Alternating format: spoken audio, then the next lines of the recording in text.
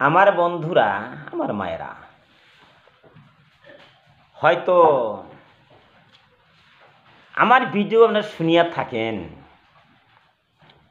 হয়তো আমার চ্যানেলে আমি কোন সময় গজল বানাই, কোন সময় কোরআন তেলাওয়াত করি, আবার কোন সময় ওয়াজ নসিহত করিয়া থাকি।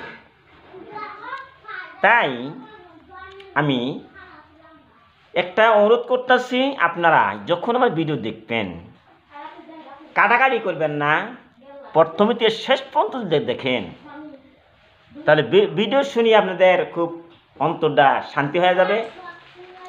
আর সবসময় একটা কথা ভুলবেন না, কারণ এই ভিডিও সারা বিশ্বর জমিনে কোন জায়গায় ছড়ায় যাইতেছে, বিশ্বের কোনায় কোনায় অনেক দেশে কান্ট্রিতে আমার ভিডিওগুলি ছড়াইয়া যায়। তাই আপনারা সাবস্ক্রাইব করতে ভুলবেন না। এই সাবস্ক্রাইব করতে পারেন, সাবস্ক্রাইব করার সঙ্গে সঙ্গে যখন আমি ভিডিও সাবামু আপলোড করব, আপনাদের মোবাইলে যা পৌঁছিয়া যাবে। সুবহানাল্লাহ। তাই আজকে বন্ধুরা আমার, গজল শুনবেন, জ্ঞান করবেন কি বলছি গজলের ভিতরে, কোরআন হাদিস। এখন আমি গজল যে বলতাছি, গজলগুলি শুনবেন যে কথানি সত্য কথানি মিথ্যা ওরা যাচাই করে দেখবেন। আমি বিশ্বর আমির হামজা, বিশ্বের সকল মানুষকে আমি ভালোবাসি, আমি কি বলতাছি ওই কথাটা আগে দেখবেন, বুঝবেন যে কি গজলের ভিতরে কি বললাম। শুনবেন। মহারানেরই পরে মানুষ, মহারানেরই পরে মানুষ, সব জিন্দা হবে।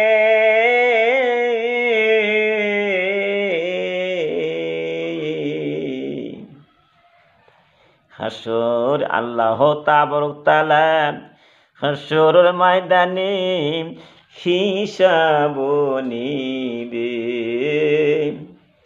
আল্লাহ তাআলা হাসরের মাঠে হিসাব নিবে। মরণের পরে সব মানুষ, মরণের পরে সব মানুষ, সব জিন্দা হবে।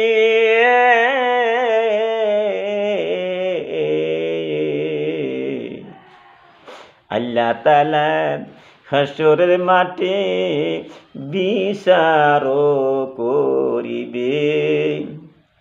আল্লাহ তাআলা হাসরের মাঠে হিসাব লইবে।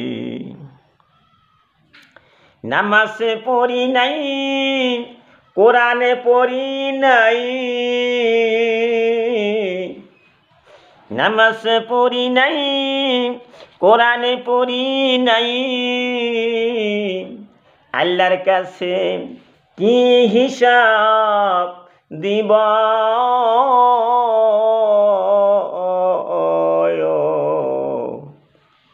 কি মনে থাকিব আমি দোজকের ভিতরে, কি মনে থাকিব আমি দোজকের ভিতরে। নামাজে পড়লাম না, কোরআনে পড়লাম নয়, নামাজে পড়ি নাই, কোরআনে পড়ি নাই, কি হিসাব দিব?